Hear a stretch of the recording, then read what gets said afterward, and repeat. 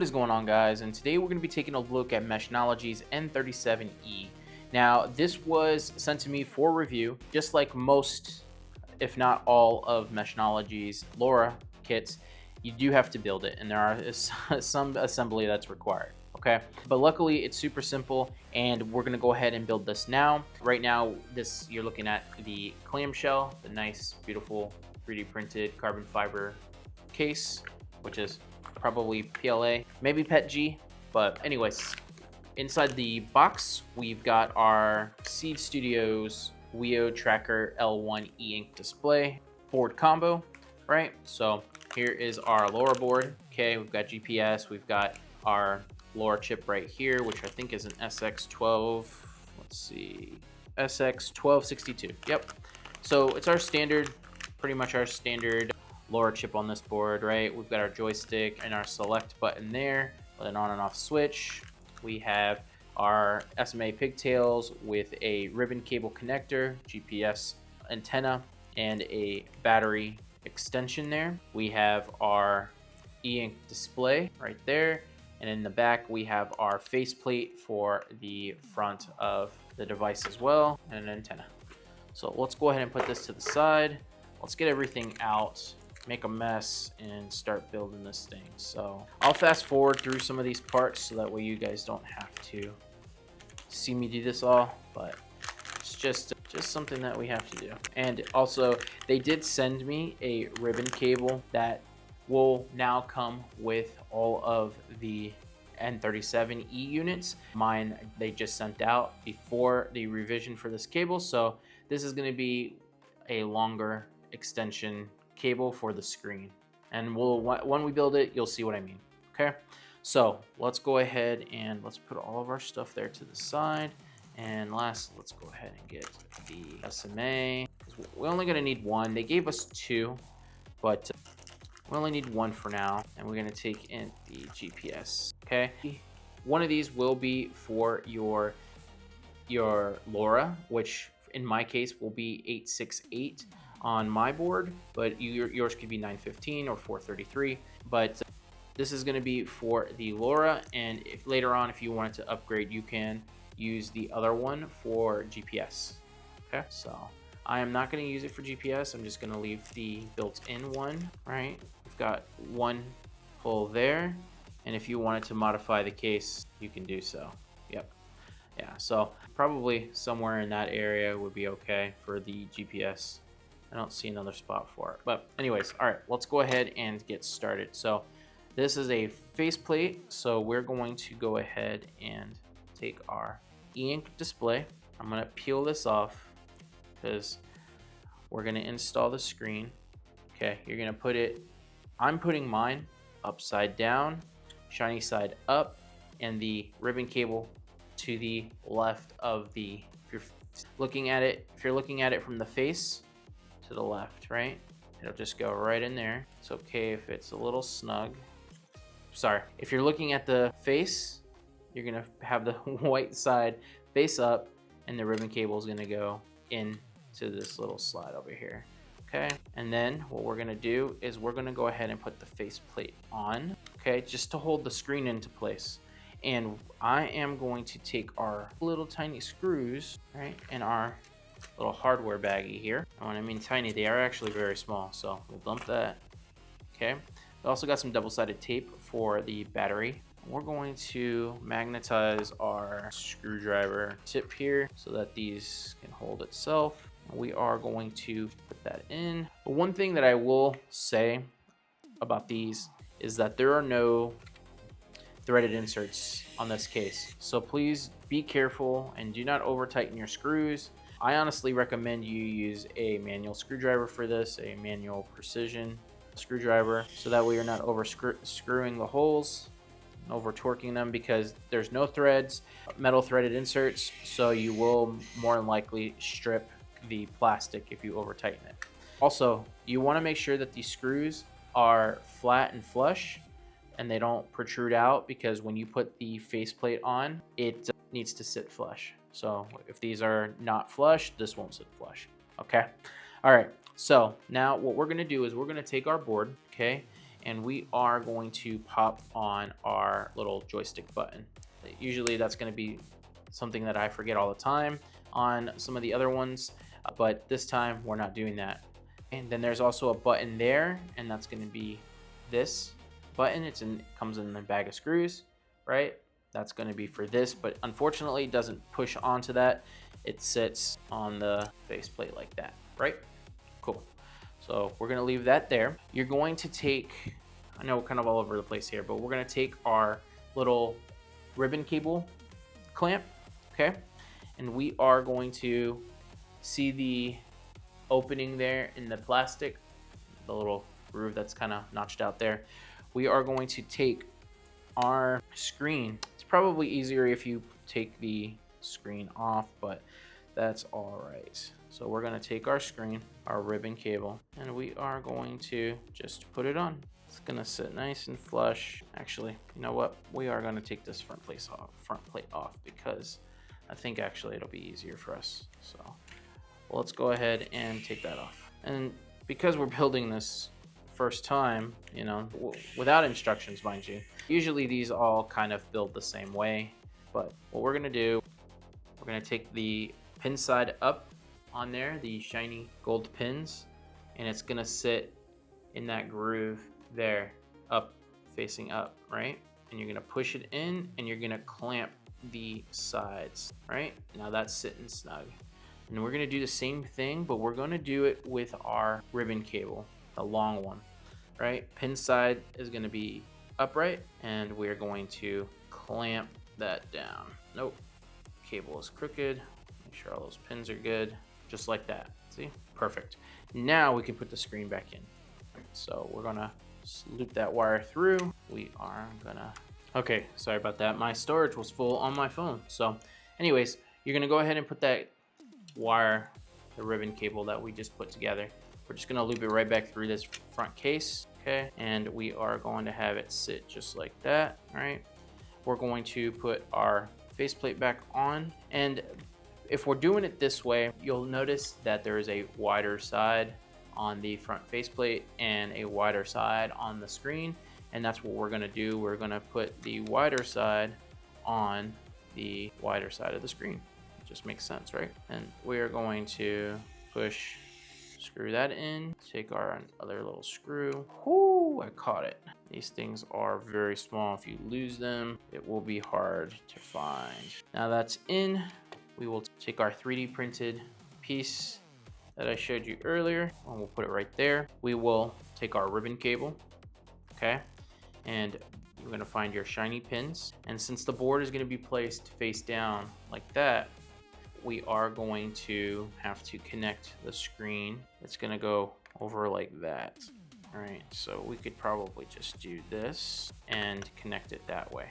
So I think that's what we're gonna do. So we're gonna lift this side up, flip the cable over, put it in, and then clamp down, right? So now our ribbon cable is nice and snug.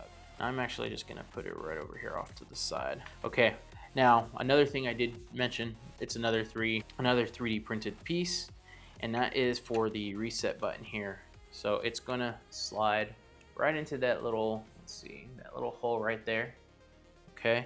And you'll see there's a little fin, a little tab there on the side that goes right into one of these little cutout notches here. So we're just gonna have to push that in. Let's see if we can get it in one try. Let's use the screwdriver to kind of push it in a little bit. There we go. Perfect.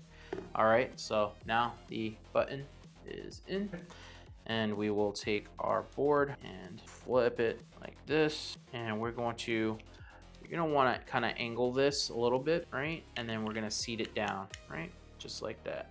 And if we have it correctly, our button here, right? So angled down like such, and then push down on the left side. And then what we're gonna do, since that's there, I'm gonna go ahead and kind of tuck this ribbon cable out of the GPS spot, because our ceramic GPS antenna is gonna go right into that square cutout. So we're just gonna move this out of the way a little bit. Okay, so what I'm gonna do is going to take the screws, screw them onto the board, because we don't have anything else to do on the underside. And we're gonna, well, let's change the head on these, because these screws are a little bigger. Okay, we are going to take this, put it there.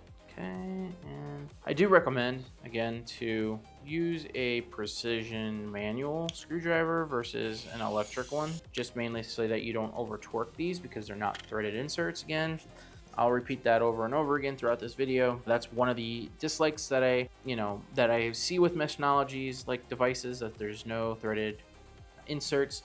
So the possibilities of actually stripping a hole is high. Let's see what's next. The GPS antenna will go here, and we will push that in like so.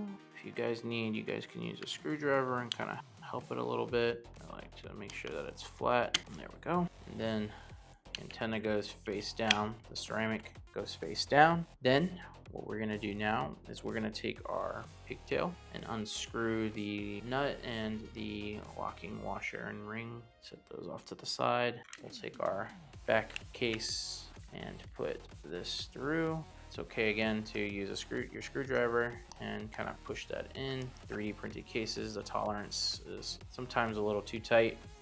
Okay, now we'll take the rings, put those on first, and we'll take the nut and screw it on. Okay, all right, that's good. That'll go there. We can actually go ahead and plug this one into the LoRa chip. These are always the toughest. There we go. It's okay, make sure you guys take your time. These things, you don't want to mess these up. If I had some pliers, it would definitely be a lot easier. And also, sometimes it's good to use a screwdriver to get it over there and push down directly above it, okay? All right, so now that we've got that there, we can leave our antenna there. Well, let's see, what else can we do? We can take our double-sided tape, okay? Actually, we'll leave the double-sided tape. Take our battery, it's 3000 milliamp hour battery, okay? And we will put double-sided tape here on the numbers where it shows the type of battery it is, and then we take the opposite side of that tape off. And remember where the battery is going to go. It's going to go right here, so then the cable should sit just like that. Okay. So we are going to try to push this battery in as much as it can go, all the way up and to the left. Okay, we can push the battery in, then we can plug the battery in as well. And remember, red is positive, black is negative. On the board, it's labeled so we don't make a mistake. And I mean, if you've connected plenty of these JSTs, they're all pretty easy. We'll put that in. There we go. All right, now what we'll do is put our shell together. Make sure that your wires are not in the way, just like that. Okay. So I think we're doing pretty good right now. The next step is to get these square nuts and put them in the holes, and kind of do that one step at a time, one hole at a time, just because as you rotate, they get stuck or they fall out, and we don't want that. And again, this is where threaded inserts would make this look a lot cleaner, but hopefully we'll see that sometime in the future. All right, we've got 1, 2, 3, and 4. Let's push this in just a smidge. Let's put our finger on it there we go, perfect. All right, now what we're gonna do, we've got all of our screws in, the button and switch are working fine, joystick and that button is working good. I think it's now time for our faceplate. So we'll take the yellow adhesive off. We'll start at the bottom, make sure it's aligned, and push pressure, just a little bit of pressure around the black edge of the screen. And I'm gonna leave the protective on there right now, and then we'll put the antenna on. We'll twist the antenna on, hand tight. If we did everything correctly, we'll clean some of this out of the way. Now we are gonna see the display have a, oh, let's see, maybe our display didn't, we don't have a display. All right, let's open her back up and see what's going on. This always happens. Don't read the instruction manual, and always have some kind of issue. So let's go ahead. All right, let's see what's going on here. All right, so we are actually unfortunately gonna have to disassemble everything here. We'll push that to the side. We'll take the GPS off and we'll see what's going on with the cables here. All right, let's go ahead and check. I don't see anything out of the ordinary, but I do see something out of the ordinary. Haha. All right, well, that was me. I did it wrong. The pins should have been facing down, and that was my problem. So let's button everything back up, right? The way that we should have. Let's move this cable out of the way so that way we can get everything going. Push that way. All right. And no. Okay. All right. Let's undo this one. There we go. All right. Well, let's go ahead and push the board back into place and screw it on. There we go. Okay. All right. Let's go ahead and put the GPS back on. Hopefully this is easier now that we had it on before. There we go. That goes like that. Now let's button everything up. Okay. Now we put the battery. Okay. And then the LoRa antenna. Perfect. Now we'll button everything back up. Try not to do too much pushing of the joystick. All right. So there we go. Follow through the rest of the screws. All right. Let's see. All right, so the orientation is obviously incorrect. So we're gonna flip it around and we're just gonna go ahead and hit the select button, push and hold it. Okay, and you'll get this menu. Click it until you get to options, and then you're gonna click and hold. And then you're gonna push the button until you get to rotate. Push and hold again. Now we can flip it around. And well, then we're gonna keep pushing the button until we get to exit. Then we're gonna push and hold. Then we're going to push and hold again, and then we're going to go to save and shut down, and then push and hold. And then now we're going to wait until the device resets. There we go. And then I'll do the switch and turn it back on. And now we have the orientation in the correct way, and it'll boot like that every time from now on. All right, that's gonna be it, guys. I hope you guys learned something from this. Definitely read the instruction manual. Don't follow my step-by-step guide, because obviously I made some errors there when building this, but you know, I enjoy building these things from memory, at least, you know, just by looking at them. But yeah, anyways, we will go ahead and peel this off. Very satisfying. And yeah, if you guys like this video, please leave a like. If you guys aren't subscribed, please subscribe. It helps me out a lot. And if you guys have any comments, please leave them in the comment section below. Let me know what you guys think of the N37E. I think it's a fantastic looking device, and especially with all the carbon fiber patterns and stuff like that. My only complaint is no threaded inserts on this, but overall the build was pretty easy, pretty simple, and yeah. So, all right, that'll be it. As always, guys, stay safe, and I will see you in the next one.